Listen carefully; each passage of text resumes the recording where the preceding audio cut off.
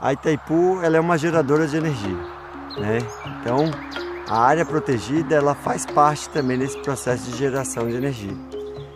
E não é só a área protegida, é o meio ambiente como um todo, né? A geração de energia hidrelétrica, ela vem na verdade, as bacias, né, do Rio Paraná, as bacias que compõem a bacia do Rio Paraná, que é a que a gente está utilizando para geração de energia, ela vem de um território enorme, né, quase metade aí do Brasil e parte do Paraguai também. Então toda essa energia de movimento de água chega aqui na usina de Itaipu e a gente converte ali em energia elétrica. Então é importante pensar que se todos esses rios, todas as bacias estão protegidas, a gente vai ter cada vez mais água e mais movimento de água e mais energia. E para proteger um rio, o que a gente precisa ter é basicamente uma vegetação natural. Aqui no caso da Mata Atlântica, uma floresta, né? E essa floresta tem que estar repleta também de biodiversidade através da fauna, através dos micro-organismos, através de bactérias e outras plantas, para poder ter uma circulação, uma movimentação de energia. E quanto mais saudável é a beira do rio, ou seja, quanto mais saudável é essa terra em volta do rio, cheia de biodiversidade, cheia de área protegida, mais energia a gente vai ter através do movimento de água, através do aprisionamento de energia, até mesmo com o aprisionamento do carbono na árvore, né? Isso tudo é uma forma de converter, de canalizar essa energia, literalmente canalizar essa energia de todo um território e meio ambiente para um único ponto, que é o que a gente tem aqui na Itaipu Binacional. Então, há 40 anos atrás, tiveram pessoas aqui na Itaipu que enxergaram que cuidar do meio ambiente seria muito importante para uma usina hidrelétrica, né? Não era simplesmente construir uma usina, também tinha que se construir uma condição ambiental muito boa em volta.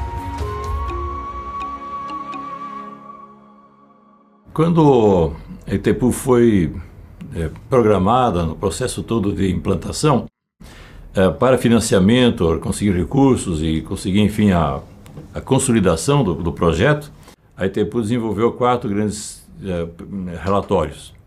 E o relatório 4 é justamente os efeitos ambientais da Itaipu.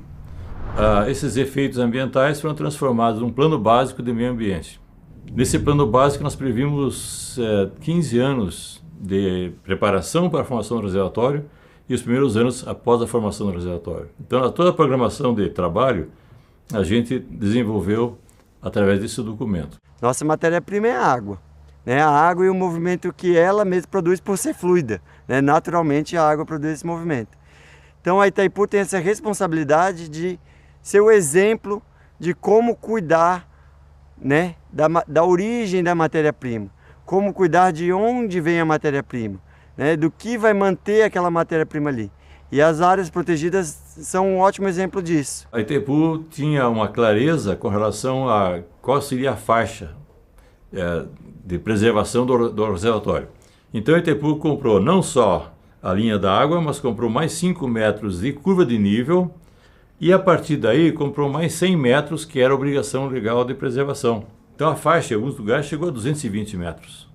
Então, bem antes do lago se formar, bem antes da gente realmente ter a faixa, o reservatório formado, nós já começamos a implantar essa linha divisória, essa poligonal envolvente. O pioneirismo da Itaipu, né, mesmo de antes do enchimento do reservatório, né, de ter um plano de ação ambiental, plantando as árvores onde seria a margem do reservatório. Então, estamos fazendo 45 anos do plantio, né, das primeiras árvores ao longo do reservatório. São 1.395 quilômetros, né, de extensão. Aquela fantástica mata que tem lá hoje.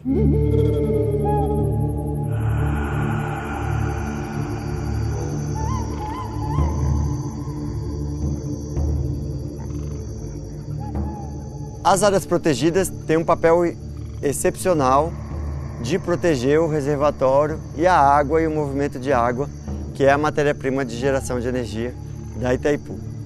E a gente só tem toda essa geração de energia, a gente só tem o lugar que mais gerou energia do planeta, porque nós temos um país que tem a maior biodiversidade do planeta. Isso é uma coisa que anda junto com a outra, não são indissociáveis. Então isso é muito importante que a gente entenda e respeite essa relação direta que nós temos aqui na Itaipu, de uma riqueza de biodiversidade, e por isso a gente tem uma riqueza de energia elétrica.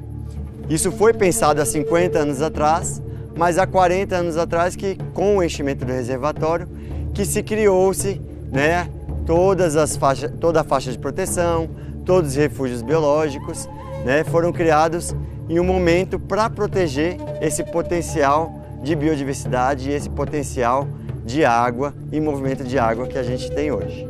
Então, a primeira área que nós reflorestamos foi justamente o refúgio, onde implantamos um grande viveiro florestal. Esse viveiro deveria abastecer o que fosse possível da APP também. Então, nós criamos o refúgio de Bela Vista. O Refúgio Biológico Bela Vista é uma vitrine, né, das ações ambientais da Itaipu. Então, aqui as pessoas podem visitar, né, a área, conhecer os trabalhos que são feitos. Então pode conhecer, por exemplo, a produção das mudas florestais, pode conhecer todo o trabalho de conservação com fauna, né, inclusive espécies ameaçadas da fauna, né, brasileira, da fauna da Mata Atlântica. O refúgio ele é um combo, né? A gente brinca até que ele é um laboratório vivo, porque ele tem tudo um pouco. Ele tem quem trabalha com árvore, com plantas, e tem a gente, né, que trabalha com a fauna. Por quê? A floresta ela é composta por toda uma cadeia, né? Um sistema ecológico, né? Que é o que a gente chama de ecossistema. E para a gente fazer esse ecossistema funcionar, a gente precisa desempenhar trabalho também com os animais. Então, aqui na Itaipu, a gente desenvolve trabalhos principalmente com a fauna nativa, que aí vai desde um veado-bororó até, por exemplo, uma arpia, né? Então a gente cuida até do topo dos predadores. Então a gente tem projetos desenvolvidos com essas espécies que são as bases de cadeia, que ajudam a manter a floresta viva, até aqueles animais topo que controlam esses animais que são bases de cadeia. E aí fazem a floresta funcionar de uma forma muito mais orgânica e muito mais balanceada.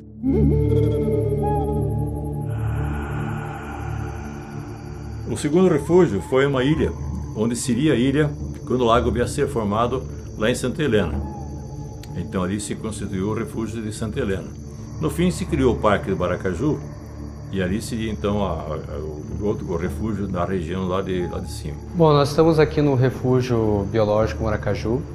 O refúgio ele é uma área situada entre a divisa do Paraguai com o Brasil. Essa área ela tem cerca de 1.356 hectares de área florestada. Esse local ele era uma área de transição de divisa. Foi um acordo entre os dois países de formar esse refúgio. As terras de Guaíra, elas tinham um problema de divisa internacional de Brasil e Paraguai. Como é que vamos resolver que, afinal, o rio Maracaju fica para cima, para baixo? Qual que é o rio que vale realmente para a divisa? Então tinha uma terra ali que era uma terra que estava em disputa entre Brasil e Paraguai. Itaipu resolveu isso.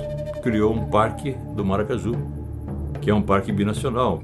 Através do refúgio, nós temos também a reserva, que se encontra nas margens do reservatório de Itaipu. Nós chamamos de faixa de proteção, e essa faixa de proteção ela vai se interligar, vai chegar até nos outros refúgios que nós temos, tanto do lado brasileiro quanto do lado do Paraguai. E nós conectamos tudo isso ao Parque Nacional do Iguaçu, na região aí de Foz do Iguaçu, e também da Argentina. Então, quando você fala em fauna, por exemplo, tem onça naquela mata. E as onças hoje tem que garantir, inclusive, que tem uma conexão com o Parque Nacional do Iguaçu e com a Argentina. Então, tem um processo, uma formação de um canal de migração de fauna. E a fauna, ela se desloca, ela vai. Então, toda essa área interligada, como você tem isso em vegetação nativa, você consegue atrair que a fauna, né, chegue para cá também. Então, isso faz com que você tenha uma biodiversidade, você tenha uma diversificação, uma transição desses animais, e tudo isso vai fazer com que se complete a biodiversidade como um todo.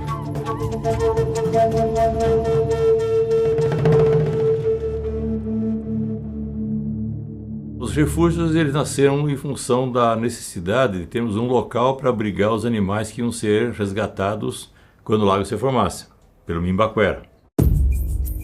A Mimbaquera foi preparada 2 anos antes. Nós fizemos o resgate nas usinas de Foz do Areia, fizemos outros lugares para poder aprender as técnicas, aprender como fazer a coisa bem feita. Então foi feito um planejamento muito preciso, 400 pessoas envolvidas. Era um trabalho com 20 barcos, 20 embarcações em 4 bases diferentes. Nós começamos a pegar os animais, nós tínhamos que entrar por meio desses tocos e pegando das pontas dos galhos, que agora está só os tocos, né? Então nós tínhamos que andar nessas áreas todas, capturando todos os animais que estavam nos galhos, tinha que pegar o que estava em cima dos pedacinhos de pau dentro da água também. Nós encontrávamos macaco, cobra, tatu, lagarto, gato do mato, jaguatirica, furão, coati também. Nós fazíamos coleta de todos eles, nós tínhamos que pegar o que nós achássemos na água ali, nós tínhamos que tirar da água. Eu precisava dar um nome para a operação de resgate. Todo mundo chamava sempre de Arca de Noé, coisa parecida com isso. Eu falei assim, não, vamos dar um nome mais próprio de Itaipu, binacional. Aí conversei com um pessoal do Paraguai e perguntando que nome podia ser o nome de uma operação em que você vai pegar o animal, vai cuidar do animal, vai tratar o animal, vai dar conforto possível para ele. Eu falei assim, não, isso aí em Guarani significa Mimbaquera, que é o nome. Não, peraí, como é que você escreve isso? Eu quero me dizer como você escreve isso. Então seria em Guarani seria como que cuidar de um bicho, cuidar do animal, até domesticar o animal silvestre, coisa parecida com isso. Mimbaquera soa assim, uma coisa doce, uma coisa gostosa de trabalhar, e foi assim que mantivemos. Foi um trabalho assim muito meticuloso, tanto com relação aos animais que iam ser apreendidos, tipo de caixa, tipo de equipamento para poder tirar esse bicho, fazer com que ele não se machucasse nem machucasse quem estivesse trabalhando com ele. Então os primeiros trabalhos de inventário de fauna, os primeiros trabalhos de resgate junto com a Operação Mimbaquera, que recolheu esses animais, né, durante o enchimento, foram essenciais para traçar um plano de conservação dessas espécies que hoje a gente trabalha aqui no Refúgio Biológico Bela Vista. Todos aqueles homens saíram em barcos, né, em 8 frentes, ao longo do reservatório, resgatando animais que ficavam em árvores, em áreas que iam ainda ser alagadas. Eles recolhiam muitos animais saudáveis, adultos, que poderiam ser soltos imediatamente, né, na parte que ficaria seca, mas também eles recolheram animais que poderiam estar ali feridos ou órfãos, né, filhotes que ainda não conseguiam viver sozinhos. E nisso entra o papel do atendimento aqui no Refúgio Biológico Bela Vista, onde se montou as primeiras estruturas de manejo de fauna para a recepção desses animais. Chegaram também, junto com a recepção desses animais, os primeiros veterinários. E essas foram as pessoas que desenvolveram ciência sobre esses animais. Os felinos que a gente tem selvagens do Brasil, que são 9, né? Nada se sabia sobre eles nessa época, 40 anos atrás. E muito do que se sabe hoje, como eles reproduzem, quanto eles têm que comer, como se anestesia um animal desse, como se trata um animal desse, se aprendeu aqui no próprio refúgio. Então, quando você começa a capturar esses animais e você começa a ter esses animais sendo manejados aqui no refúgio, que a gente começa a ter acesso a quanto é o tempo de gestação, quanto eles comem, como eles reproduzem, se é 1 vez ao ano, se é 2 vezes ao ano, qual que é o peso médio dessas espécies. Então, tudo que se sabe sobre a biologia de vários animais que a gente tem aqui foi iniciado com a Operação Mimbaquera. Então a Operação Mimbaquera não era só uma operação de resgate, ela era uma atenção para aquilo que pouco se sabia ainda. Quais animais viviam aqui e como eles viviam. Um sentimento gostoso porque eu gosto de falar aqui de sustentabilidade. O que é sustentabilidade? O projeto sustentável é aquele que se preserva, é aquele que se garante, é aquele que tem durabilidade. Quando eu olho para os refúgios, quando eu olho para a floresta, quando eu olho para os projetos todos feitos na área do rio, produção de peixe fantástico e tudo mais, são projetos que a gente implantou. Eu digo, foram projetos sustentáveis, porque duraram quando eu estava lá, eles duraram esse tempo todo que depois que eu saí e vão se preservar para a vida fora. Esse reconhecimento da importância de associar a conservação hídrica a necessidade da restauração florestal na Mata Atlântica deveria servir de exemplo para que outras hidroelétricas, outros empreendimentos do setor hidroenergético se preocupassem e incluíssem na sua matriz de negócios a restauração florestal e a obrigação de conservação da biodiversidade e também de engajamento da sociedade que mora no entorno desses reservatórios. Assim como a geração da energia é essencial, é estratégica para o país, a conservação da água, a conservação da biodiversidade também são. Então a gente espera que experiências como essa, que integram água, floresta e comunidades locais, atividades econômicas, mostrem que isso é direito humano. Que além de reconhecer a Mata Atlântica como patrimônio nacional, é direito humano e das futuras gerações o bem-estar que a convivência com uma área verde, com um ambiente ecologicamente sustentável, nos garante. A gente tem que passar essa consciência de conservação para todas as outras pessoas que a gente pode ter acesso. E principalmente para os mais jovens, né? As crianças, os adolescentes, que eles vão ser o futuro.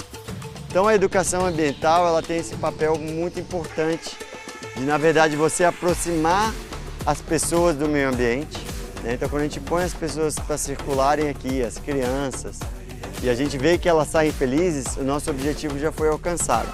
Porque onde você consegue a felicidade, você não esquece. Eu acredito muito na nossa capacidade de agregar conhecimento científico, de fazer cidadania por meio de educação ambiental, das nossas redes de voluntariado.